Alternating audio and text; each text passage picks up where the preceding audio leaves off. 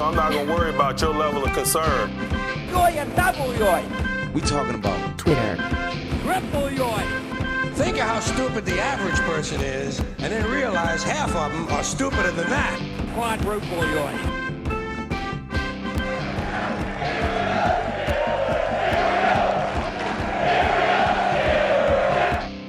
The Pittsburgh Steelers, not the Baltimore Ravens, as of this morning, are a playoff team.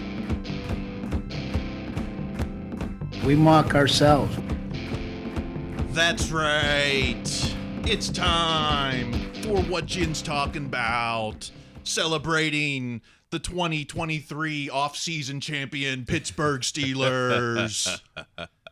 We're here to expose the hot and toxic takes on the internet, social media, and beyond.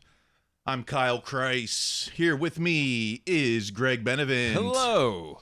And on the ones and twos, center field number 18, Andy Van. Thank you. Happy to be here. Happy to have you.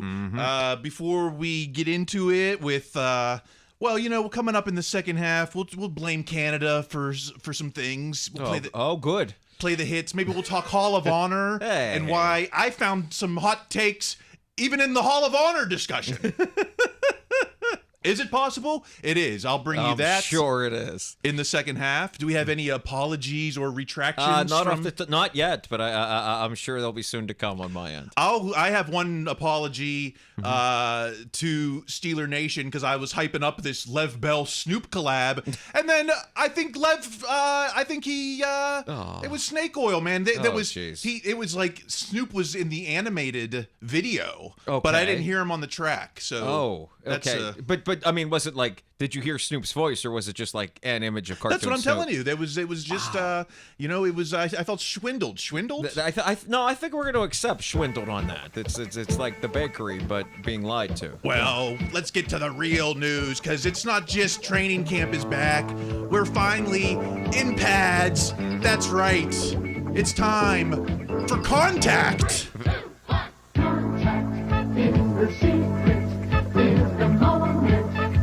Where everything happens, contact. Is the answer, is the reason that everything happens. Contact. Let's make contact.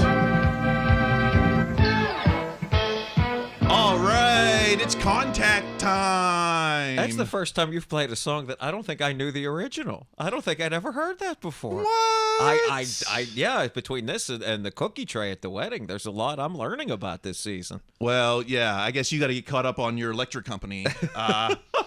It's contact time is here. Let's get to the takes.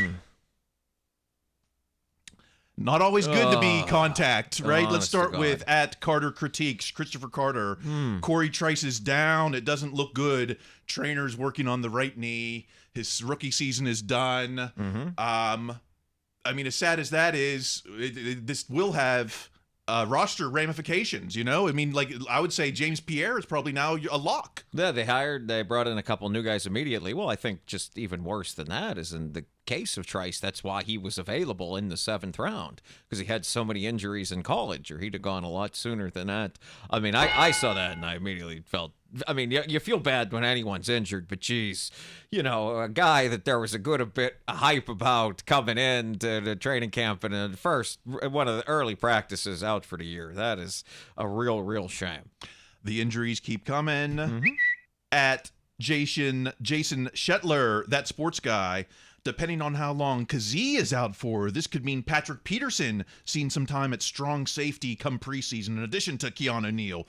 So Kazee, he was in the boot, he's out of the boot, but I mean, this still could be a weeks, not days injury.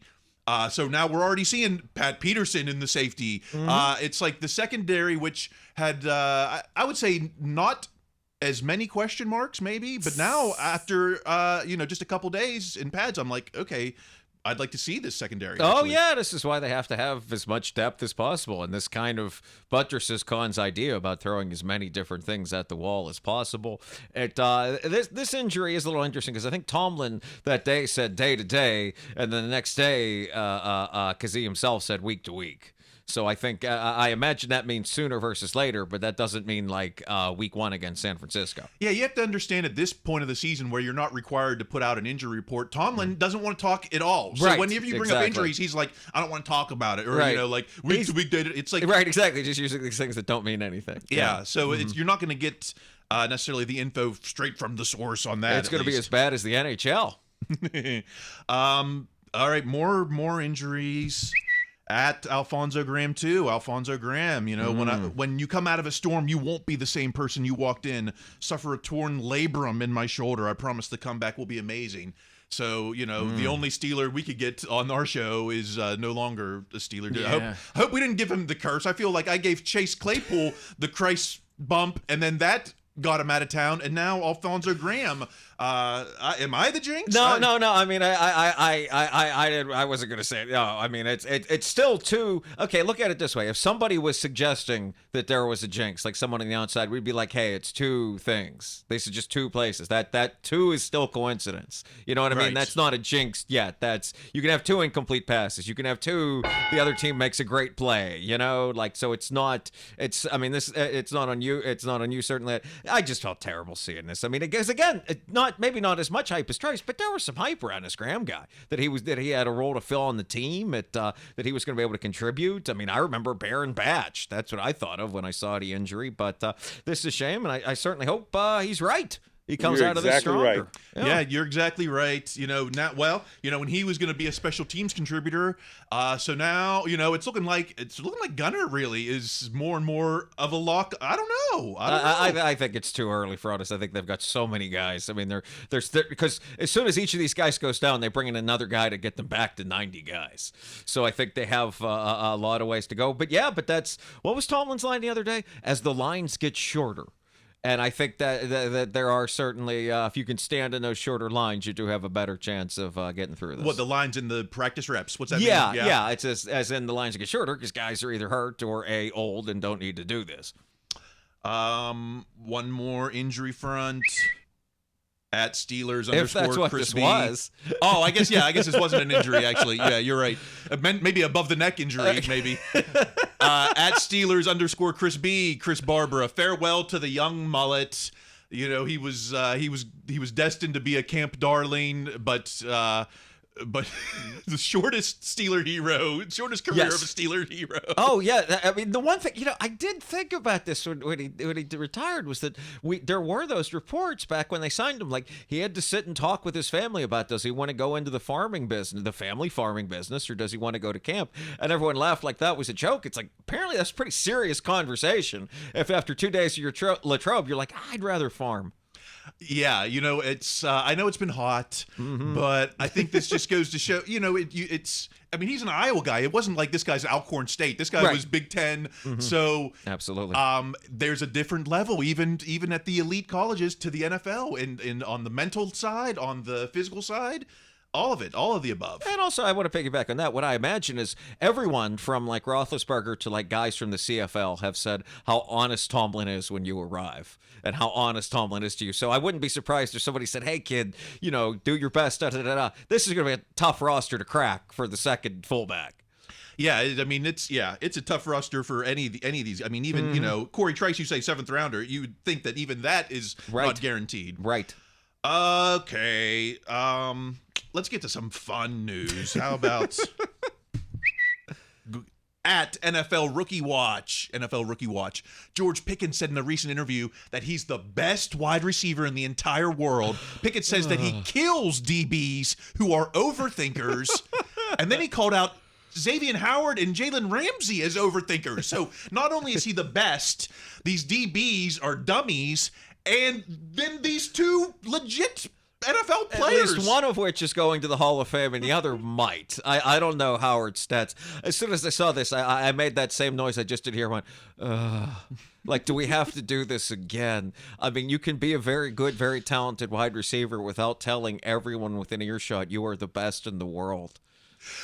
Yeah, you know who doesn't tell people they're the best in the world? The people who are best in the world. Well, I mean, yes and no. Like, I always thought you were going to say Jerry Rice, in which case, like, I definitely would agree with that. But I thought, like, Moss probably said that somewhere along the way. Well, I mean, I don't have, or AB certainly was not shy about his own accomplishments. But guys like Megatron, again, I don't know a lot about the guy, but he doesn't strike me as a whole lot of look at how great I was kind of dude. I don't like, remember, Polamalu telling you how great he was, and everyone knew it. I don't remember Minka telling you how great he was. Even but TJ, I'm not sure they're TJ. his peer. But I mean, I believe me, I agree with you 100% on this. But the only thing I would say to that is those guys aren't Pickens' peers. Okay, His peers are the other wide receivers in this. I mean, what you said was right. But I mean, it's what I also thought was interesting is you pick guys Xavier Howard and Jalen Ramsey, who again, truly great careers, probably maybe two Hall of Famers, but also not like the big guys today.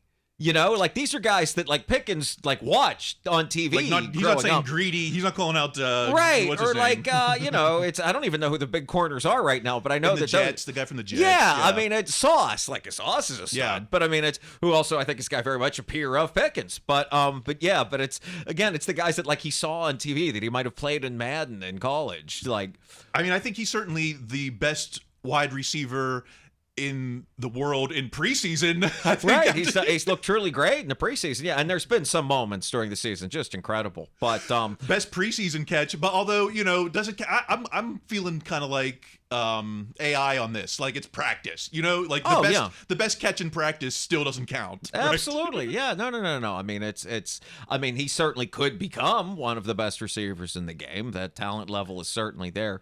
But and that's so good. Could have Chase Claypool, right? I mean, I don't know if Chase was quite this talented. We thought, but didn't he call himself top 3 wideout? In the see same... that's one of the many. I forgot. See, that's how many guys have done this. I forgot guys that again had to go to any nearby media outlet to tell them they were truly great. How about at Luck is Made FF Kyle Lindemann? Pickens isn't even the best wideout on his own team. Hashtag Deontay season. Mm-hmm. We haven't seen George Pickens be the best wideout yet, right? No, I mean he certainly caught more touchdowns than Deontay last year. But you're right. I mean, as terms of like where the ball is going first. So far through his career, I mean, Deontay is the first look, and then George. Does that change this year? Who knows? But again, the best receiver in the world, whoever that person might be, is going to have a very good other receiver on the team too, for them to be the best in the world. Maybe Deontay's the best. Well, if Deontay puts up the stats this year, you got Jefferson over in Minnesota. Yes, who would probably be my pick right now for best in the game. There's still Cooper Kupp, best in the world, maybe. Mm-hmm. Okay, all right. But like Jefferson, your entire plan when you play the Vikings is to stop him, and very few teams do. Like, that sounds right to me. We got some odds and ends at camping to go on to. Let's go back to at Carter Critiques. Christopher Carter. Haven't seen Connor Hayward make a mistake yet. Seems like every time he gets a target, it's for a solid gain. This is really the only Connor Hayward news I've heard really this week out of camp. It's just right. It's just that he keeps doing things well. I mean, it is surprising that a 6th round pick is going to a solid contributor to a team, but it seems like is a guy that is going to be able to stick around for a while just because he can do a lot of different things without messing them up, which is what you should strive to in any job. I'll said a year ago Connor Hayward would have been my biggest question mark, and I was like, this guy might not stick, but he's proven me wrong. So chalk one up against me for my haters. No, but I don't think you were so wrong in that. Again, the 6th round pick who doesn't excel at any one thing. I mean, that's gone bad a lot of times. So what was the guy, the one that had the big game against the Pats and never any other time, the running back that would catch the ball? Dwyer? No. He's from North Carolina State. But anyway, he had the big game when they beat Brady in Pittsburgh. Because again, Belichick didn't care about him whatsoever and let the guy run for 130 yards and the Steelers escape. So let Connor Hayward be the guy that everyone burns you with. Like if their strategy is let Connor Hayward beat us, that's not a horrible defensive strategy. Absolutely not. But it's also a thing that could happen. Yeah, too. I mean, I love it. Mm-hmm. I love it. Let's moving on at Alex Kazora. Important note: Miles Killebrew working as starting up back on punt team Marcus Allen held that role but wasn't retained. Elijah Riley and Trey Norwood were the wings. I'm focusing on special teams because I know this is where those roster spots, the battles are going to be. So, Miles Killebrew, from what I'm hearing, it looks like lost to rock. Oh, they love Killebrew. He's going to be the captain again of special teams. Now, we're hearing Elijah Riley and Trey Norwood too. So these are safeties, and with Kazee, maybe being hurt, it's again these players are going to fill roles on special teams. They're going to count on the roster. Oh, absolutely. And with Riley, isn't this? Correct me if I'm wrong. I think this is his first full training camp. Because didn't he come in late last year, late in training camp when someone else got hurt, if I remember correctly? Might have been because he was up there too. But yeah, Riley came in late last year, so I think this is his first full camp with the team. But yeah, I mean, that's why you keep collecting these guys, because eventually you're going to need them. And the talk on, I haven't heard anything about Calvin Austin returning kicks yet. I've seen a lot of deep passes. Yeah. Sometimes defended by Patrick Peterson and sometimes by Joey Porter Jr. So I'm seeing Gunner in that role. Again, you need an extra wideout because if Gunner's returning, then that's going to affect the trenches, I think, or it's going to affect the roster somewhere. Oh, yeah. I mean, even with these, this could be one of those things that it sorts itself out just because look at all the injuries we've mentioned just yet after one practice in pads. But yeah, I mean, I think after the AB era, Tomlin was always a little wary of having an important receiver returning kicks. So yeah, that does have a trickle-down effect. One more thing on camp. At Tribune Review Sports, during his first training camp with the Steelers last year, Montravius Adams discovered a Latrobe pizzeria that left such an impression he was craving it over the past 49 weeks between camps. And again, these insiders, do they find out what the pizzeria is? I asked Chris Adamansky, Trib, is he talking about Joey O's in Latrobe? Because that is the notable pizzeria. Are you familiar with it at Joey O's? I'm not, but I did want to comment that what a great job of finding the right picture for the tweet. It looks like he's searching for that pizzeria right now in that photo. Joey O's there is a Latrobe style. Okay. Which what is that? It's a little sweeter sauce and crust because it's more like a pie crust. Wow. You put it in a baking pan. Okay. And so it's a little different Latrobe style pizza. Who knew? Wow. And that, then I was going to make a crack about obviously you couldn't have it delivered all the way from Latrobe to Pittsburgh, but maybe you could if it's something something that unique. Something that different. Why couldn't you Postmate from Latrobe? How far? I would assume. That's true. Montravius Adams may not be a Pro Bowler, but he can certainly afford the good Postmates in 49 weeks once for a treat. Yeah, he can afford Postmates Elite or whatever it is, the special post. Where they're always like, "Do you want it for 5 quicker minutes?" And I'm always like, And then I know from when I was driving Postmates, it doesn't always just because someone requests it quicker. Oh yeah, you can't. That doesn't change traffic. Yeah, or the subway who's just Joe, I didn't see the order. Just no. Okay, all right. Moving on because it's Kenny year 2. We gotta. Oh my God! Groomed. Kenny! The grooming. Bastard! More grooming at Blitzburg. PFF says Kenny Pickett's kryptonite is the middle of the field. Kenny Pickett impressed as a rookie, but the Steelers were extremely poor at working the middle of the field. It's style points again. We heard this all last season. When they had the pictures of the pass chart, or the heat map, as this thing said, which the heat map, which looks like Steve Kerr's shot chart. I was thinking of aliens when they're on top of them inside the enclosed space. But yes, you were saying. Anyway, so middle of the field is where Kenny Pickett hasn't been impressive. I can't argue. Sure, he wasn't impressive because I don't think there was a ton of opportunity. He didn't take a lot of shots in the middle of the field. No, and obviously to become a more complete quarterback and player, you have to be able to throw to everywhere and all that kind of thing. And I'm sure this was also part of we're being more conservative as opposed to more after the bye. But again, we're in this weird place now that actually practices and training camp have started where it's this isn't new information. Yeah. It's not like this heat map is what was even happening in the no pads practices the other week. This is a heat map from December. And 2022, late 2022. Well, they asked Tomlin about chunk plays, and Yes. and let's see what he had to say about it. Did he have anything to say about it? As you search for splash plays, you open yourself up to more negativity. And we had a rookie quarterback a year ago. You got to be mindful of getting him behind the chains and him absorbing, and the collective absorbing too much negativity when they're young. He's a little bit older now. We're a little bit older now, and it's more just about more calculated risk taking in an effort to get a desired outcome.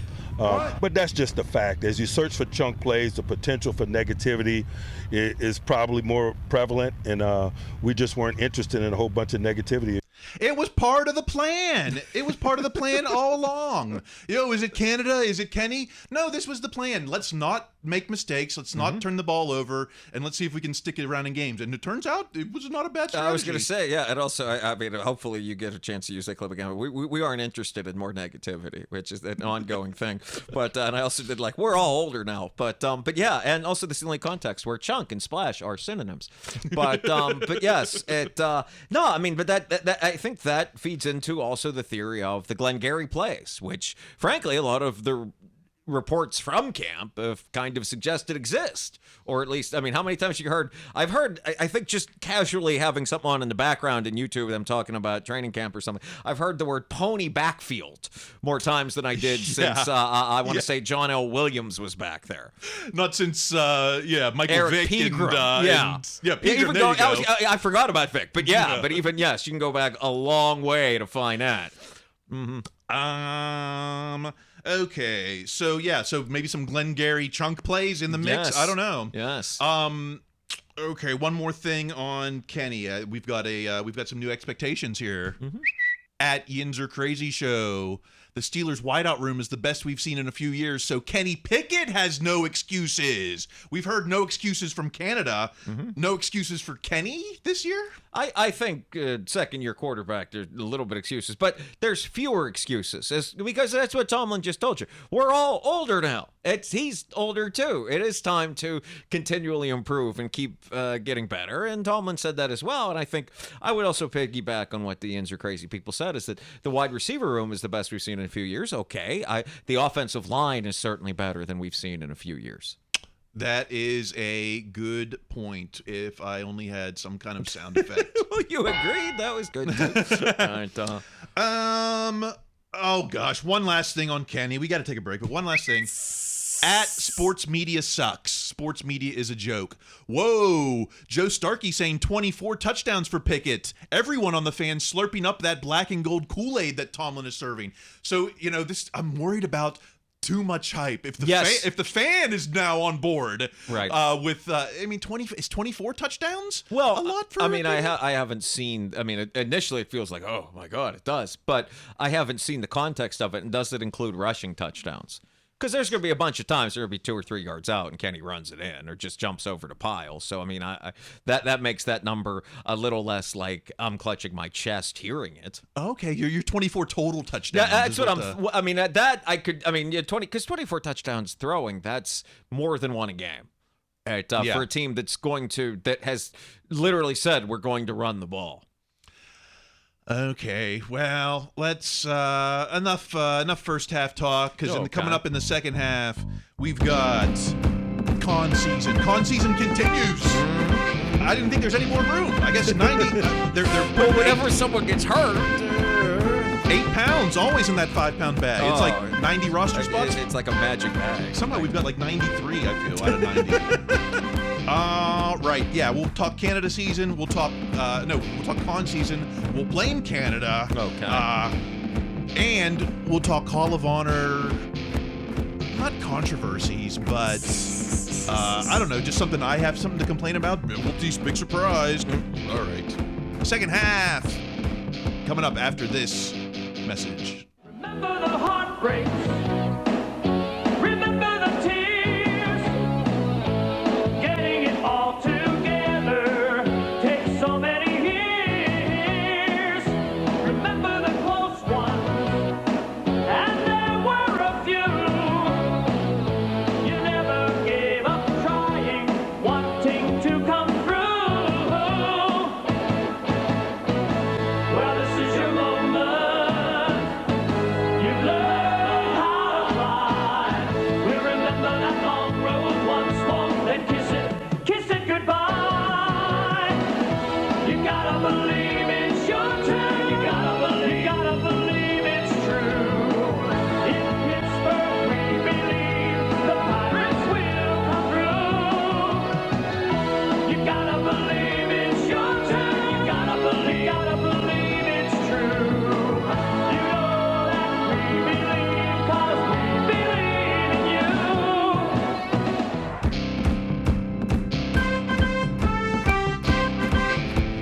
second half.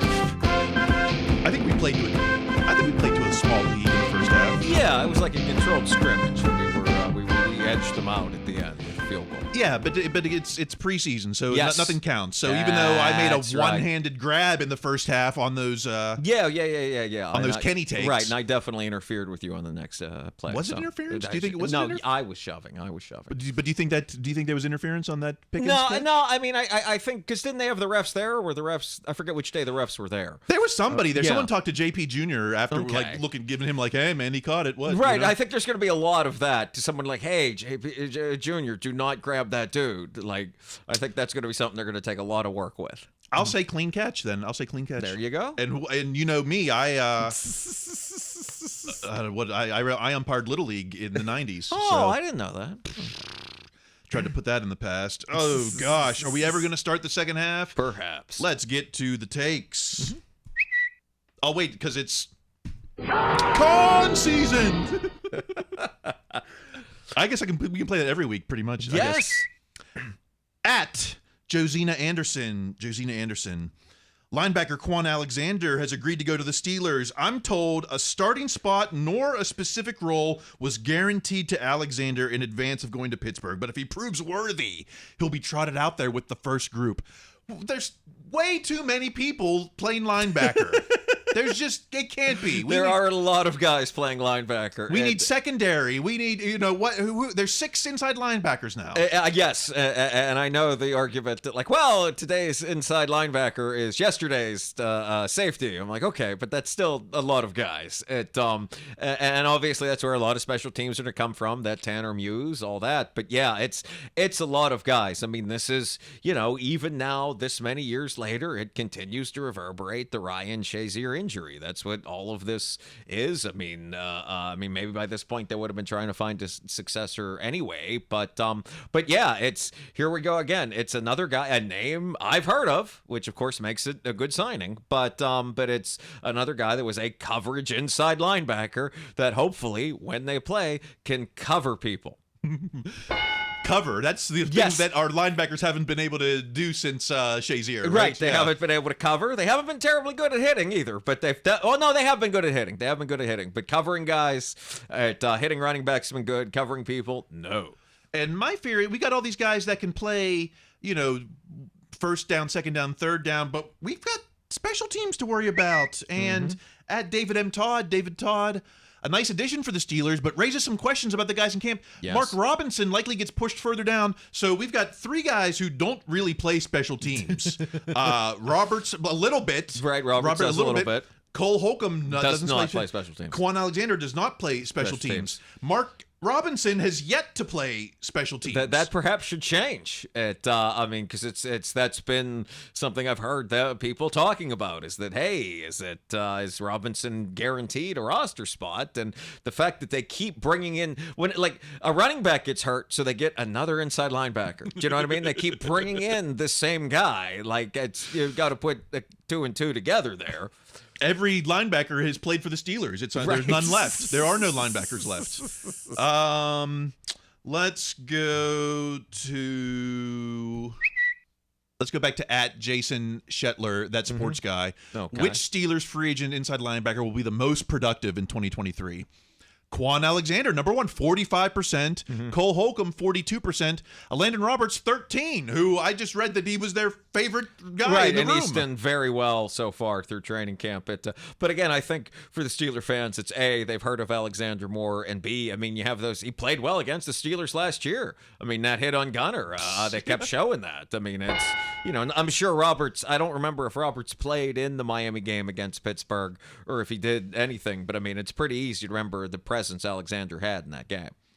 So if it's Cole Holcomb, Landon Roberts, Kwon Alexander, that's 3. If Mark Robinson stays on the roster, that's 4. So now you got Tanner Muse and the local guy Kwiatkowski, I want to say. Yeah. So those are the guys that play special teams. Yes. Are we looking at 2 dogs, 1 bone for those two? Or somebody suggested that exact thing yesterday, and I wish I could credit who it was. But yeah, could Mark Robinson be a bone and a dog in this? I think it seems like it would behoove him to play special teams or get more at it or better. Yeah, I mean, it's, because they have 3 guys with a lot of NFL experience now between Holcomb, Roberts, and Alexander. So Alexander can play third down. He's like I feel like he's like Spillane on third down, in the dime coverage. Landon Roberts is like the run stuffer, but then, I mean, I don't know. They say Kwon Alexander has some rush moves too. I think it's whenever I start thinking about this and I fall into that exact same spiral that you just did, I think of that, how much you hear about positionless football, and that these and that I think, and I take Tomlin at his word, they aren't sure how all this is going to work out yet. Let these guys decide it. I mean, I'm sure they have some idea, but by letting them fight it out and then figure all that part of it out later, yeah. This goes back to I remember in the 90s, the steel trap era where linemen and linebackers all were had 90s numbers, so that it would confuse everyone's a 90. We don't know who's the rush is coming from. Is it something like that where we're just going to see 7 people lined up off the line of scrimmage and 4 might rush? Right. I think that's the problem with but each of those guys is going to be the exact same size. I think is the problem. That's the difference between that and the 90s. Each of these guys is going to be like, is that guy a safety? Is that guy an inside linebacker? Well, who really cares? They're the same size dude, and we'll put our tackle on them, and they won't go. And anywhere. we're all just watching Minka and TJ anyway. So right, exactly, and Larry O and Camp. All these gray faces in middle linebacker. Faces are getting grayer. Yeah. Okay, enough con season. Let's go on. Let's play the hit. It's time to it's time to play the hits 24/7 on Canada FM. Your home for the hottest hits in Canada takes. Starting with there it is, at Mic'd Up Sports 1, Mike Nicastro. Write this on your notepad the next handful of Sundays prior to kickoff. I will not blame Matt Canada for everything. I will not blame Matt Canada for everything. I will not blame... The bandwagon is open. It's been 2 weeks open. I declared it open, and now we've got this guy, Mike Nicastro, jumping on the Canada bandwagon.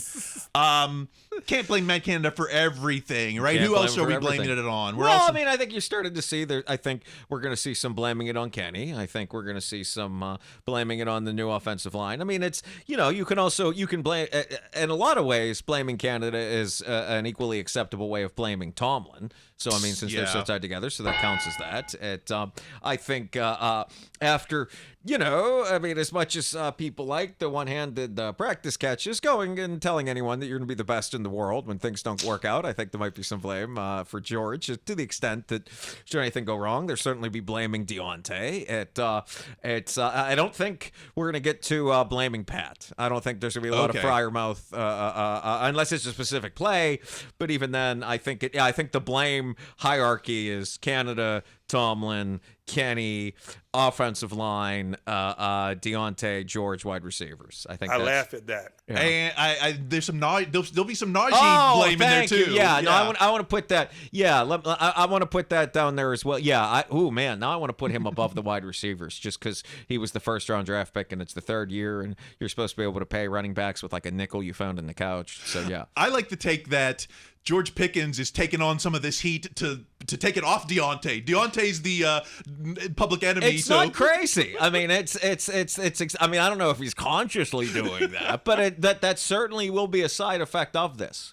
They were like, we're going to room you with Allen Robinson, the vet, the 10-year Penn State vet. We're going to teach you how to act like a pro. And day 2, it's best in the world. Right, I'm the best in the world. And you know who sucks? These Hall of Fame guys. who I haven't gone up against, right? Really. I was Howard playing in the Dolphins again? I don't even remember. And it's him played a Rams with Ramsey, so no. Okay, well, hey, the blame game is we're only 60 days away from the blame game. No, 30 days away. Right. Oh yes, no, the clock continues to tick. The blame game is we'll be here. Okay. At Pickensburg. Ain't no way, brah. He got the picture of Matt Canada signing a toilet seat at camp. I think this is a pretty boss move, actually. I was going to say, this really speaks well of Canada. I mean, this is to show what a good sport you are to be able to deal with something that, at best, is only kind of rude, and at worst, is insanely rude. Yeah. The dude who asked him to take a picture or asked him to sign the lid, said that it was an Instagram challenge. He just wanted to see what was the weirdest thing that he could get players to sign. But when you bring a toilet seat, right? When you bring a toilet, I mean, the only way this could have been more egregious is to come with a urinal cake. Which, but because it means the same thing. I mean, not to be that guy, but I mean that guy looks exactly like you would think the guy who gets the toilet bowl signed by Matt Canada looks like. At Steelers U on Instagram, and we got the pic. He did say, "Have you ever signed a toilet seat before?" It wasn't like like Steelers crappy offense or something. But I mean, extend Canada right there. I mean, that's a genuinely classy move on Canada's part. Because if you complain about it at all or make it a thing, then it's like a thing. But here you just sign it, and it's us making fun of this guy. And one more thing on Canada. Let's go to Edwin Sphere. Edwin, because it's like, how can you blame the play calling when we haven't even had a game yet? Well, Edwin Sphere knows how to. What on earth is this play design? This is a preseason. This is a camp video from the sidelines. Right? From someone with their Zapruder camera. What on earth is this play design? Looks like it's from the Madden playbook where 4 receivers run 4-yard comebacks / hooks. Even in camp, Canada can't get the offense together. Is it too early to criticize the Canada offense? I mean, you can criticize. It feels like weirdly you can criticize outcomes, but it's hard for me to criticize the alignment in camp because, if nothing else, they're genuinely supposed to be learning. I mean, I maybe this is what Canada did. Maybe it's going to be the worst play ever. But it's also entirely possible that potentially somebody who's not going to have a job in a month, is in the wrong place. I'll frame it like this. You can frame it however the hell you want to frame it. Oh, thanks, Coach. It's like during the season, we've seen people argue about what exactly the tape shows. We've had Charlie Batch tell people, nope, you're seeing the play wrong. So on this camp play, where we don't have is it even an all-22? I don't even know what this is. I mean, it's a person with a phone, we're assuming. Hey, but this guy's got a blue check mark, so okay. Well, that's he has 8 pods. He's official. All right, and let's. I think we got the band trying to get on the field. Renegades are at camp in Canada. Okay, all right, okay. Some odds and ends. Actually, just the only odds and ends, we're talking Hall of Honor. Let's get to the Hall of Honor takes. Hall of Honor takes, yes. At Joey Bag of Donuts. Joey Bag of Donuts. Nice to see James Harrison welcomed by the team again, considering how he left. So the class of 2023, James Harrison, all-time sack leader. Ray Mansfield, center for 2 Steel Curtain Super Bowls. Jerry Mullins, offensive line for some Super Bowls. Aaron Smith, defensive stalwart for the 2008 era. James Harrison, is it? I kind of thought, man, it might a little bit too early considering how he exited. Why can't we wait? Maybe we'll put Hampton and Ike and Joey Porter before we get to Debo. But no, it's Debo in before all those guys. Yeah, I mean, I was a little surprised by that too. I mean, obviously Debo was always going to get back in, and we don't know what's gone on behind the scenes and all that. But I mean, the Hall of Honor has lived up to its billing, as it is finally somebody created the Hall of Very Good. These are the guys who aren't going to the Hall of Fame. These are like, in this case, it's like the Hall of Super Good. Right, exactly. Oh, yeah. But that's right. The ones but they're still, due to many different reasons, aren't going to the Hall of Fame, so which is exactly what the Hall of Honor should be for. I mean, I could see waiting another year or so with the Hall of Honor, and a nice thing for Harrison, but I mean, the nice thing about it is they don't have to listen to anyone else. They can just do whatever they want with it, so it's not like 5 years, or it's not like that bizarre system in Canton where the one sports writer has to make the entire high school debate pitch for one player, and you have to merge with the New York Jets faction in time and all this. It's like the Iowa caucuses. Yeah, it's exactly what it's like. Even like more bizarre and shadowy smoke room. So it's, I mean, Harrison was always going to make it. I thought it was a little bit soon, but I mean, when he comes charging out on what's alumni weekend this year? Is it Jacksonville? When he comes out, they're still going to cheer. So I mean, and we're going to forget about him texting people being like, do you have any idea that New England Patriots have a plane just for free agents? Like, Well, let's I'll let the takes speak for themselves. Let's go to at the real Birdman, ASB. James Harrison is a quitter, embarrassment to the franchise. Let's put in AB in next year. I don't know the circumstances with Harrison, but it was somewhat similar to AB. It was. He didn't want to play. He didn't not show up to the game, which I think is one of those like real kind of egregious line in the sand kind of things. But he was not paying attention in meetings. He was not getting much playing time because the rise of TJ Watt on that team and his age. Yes. You know. Oh yeah. Absolutely. I mean, all those things. Yeah. So he was maybe the first quiet quitter. We're not sure how quiet it was actually behind closed doors, but Harrison might have been the first one to do it. I mean, that's why when you watch those videos of like Harrison sack compilations, it is bizarre how it ends with him like hitting Blake Bortles in the AFC Championship game for the Pats. Yeah, but, I made a bet with Wexel back then that if they ever did a 30 for 30 on Harrison, that they would include those Patriot sacks. Absolutely. You kind of have to. I mean, it was pretty cool though, watching him walk through the Eagles confetti at that Super Bowl and that slow walk back to the locker room. Okay, more hot takes on Hall of Honor. How is this a hot take? At Schneid3306, 91 is wildly underrated still. Incredible career. Aaron Smith. Now, every tweet, every article about Aaron Smith in the wake of this Hall of Honor announcement used the word underrated. Underrated. Everyone, underrated. And I get, yeah, sure, if you're the national media, yes, you don't know who. That was the context they meant it in. That's the context, because every Steeler fan is like, he's so underrated. And I'm thinking, Aaron Smith is 14th on the all-time Steelers earning list, more than Debo. Yeah. He was... Sports Illustrated named him all-decade team. And they took so much crap for that, if you remember. Pete, what's his name, who made that, had to like put out an entire article explaining how the Steelers defense worked. It's because people were so mad.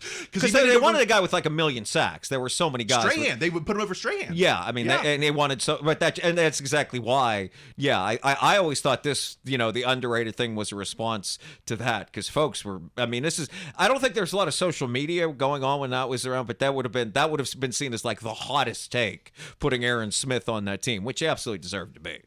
I mean, I can't argue it, and what surprised me was that he was 14th all-time earnings. Right. Because they had to keep signing him because no one else could do the job.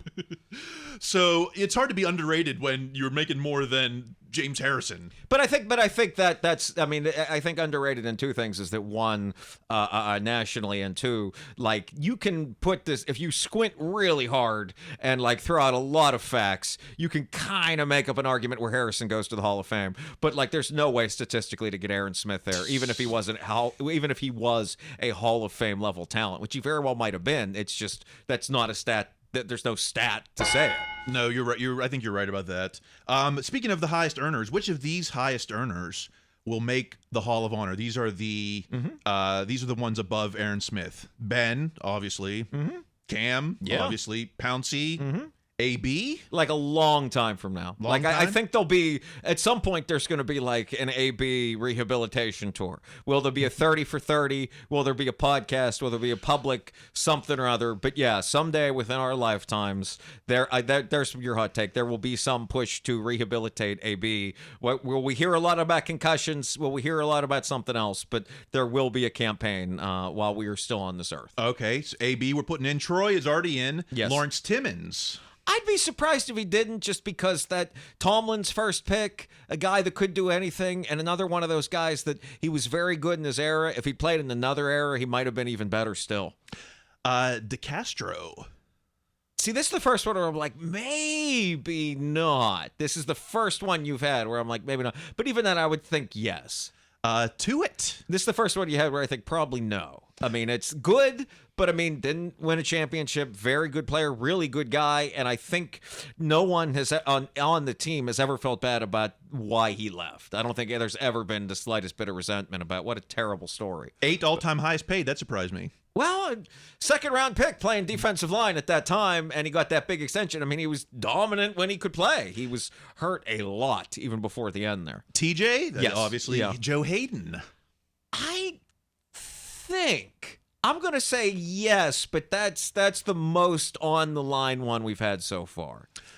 Big Snack Of Hampton. course, yes. Hines is already in. Ike Taylor. Yes. And if nothing else, I mean, he would have been anyway, but the fact that Ike is also still an employee of the team certainly helps. Well, yeah, and not even on that list is Joey Porter, who I think is obviously a lock for that as well. But, it's just inflation is crazy how these paid lists go because, a guy like Tuitt is up there. A guy like Joey Porter is not. Right, absolutely, yes. Okay, let's just do one last thing, maybe. Okay. How about let's go to at Old Time Football. Ray Mansfield kicks a point after in the 1976 AFC divisional game. This just made me think, we're always trying to eliminate kicks or eliminate, maybe we need to eliminate kickers. Another player on the roster has to kick the extra points. Like here was Ray Mansfield back in 76. Kenny kicked a field goal the other day. Didn't him and Mitch kick a field goal? That was from the 17-yard line, yeah. I mean, that's I've seen Ben punt multiple times. He was fine at it. I mean, it's given, that the entire other team thought fake or, but he had a few decent pooch punts that I remember seeing in person. The one thing that they've been saying about Ray, which I think is interesting, is when Coach Knoll came in, he only kept 5 players or 6 players, and this was one of them. So. Oh yeah, and that speaks to and it's how bad those teams were. But yeah, and everyone thinks Mike Webster when you think Steel Curtain, and so this is probably. I wonder, they said Stan Savran asked for 2. To make it, and I kind of wonder if this is one of the ones he asked for. Oh, okay. Well, I mean, that's how I first found out about the Hall of Honor was listening to SNR in 2020 and Stan, revealing the names. Last word to at PGH Nittany, Kathy Cass was hoping we would have included Stan as an automatic entry given this year. Yeah, why not? I have no doubt in my mind the Steelers will do many classy tributes to Stan Savran during this season. Well, I think you're exactly right. I think you're exactly right. Okay. That's what we've been talking about. Hey, let's keep the conversation going. Maybe on social media. I'm on TikTok. TikTok's where I'm having the most fun. So hit me up there. There you go. At Kyle Kreis. Greg, how about yourself? I've been, as much as you can enjoy social media, I've been enjoying Instagram. That's at Greg Benevent. B as in Bravo, E-N-E, V as in Victor, E-N-T. If you're in the LA area, I don't think anyone is, but if you know anyone in the LA area, August 12th, come see me at Flappers Comedy Club in Burbank. You got to see the show. I'm going to be there. It's going to be a hoot. We're there every Saturday. Maybe we should be promoting that. I've wondered about that. We should mention that. Yes. And, yeah, you want to see some comedy? Go see Matt Rife if you want to see me. All right. Until next week, keep listening to your coach. Be their best selves. That's going to be required. Stay in school.